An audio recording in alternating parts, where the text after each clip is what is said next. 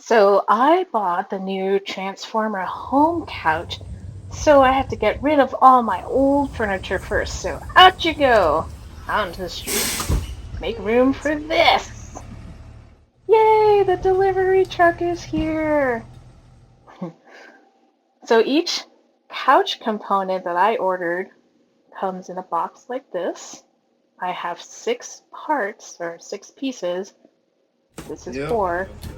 And now I did order the white glove service by Transformer Tables, which was an extra $99 for shipping. But it was really worth it because they basically take the boxes and also assemble the furniture for me in the house. So this is a nice thing to have when you need an extra hand. So here's some of the parts being taken out of the boxes.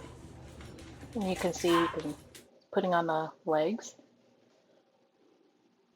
And here it is being assembled inside my house. Okay, so in this one, that top cover is backwards. Anyway, so again, I mentioned I bought 6 individual pieces of the couch. So this is a 6-person couch. And here it is being assembled. There's the back. And that's what it looks like as a love seat. And there's an ottoman. And that's what it looks like when it's completely done. Yay! Again, there it is in my house. I love my couch. It's great.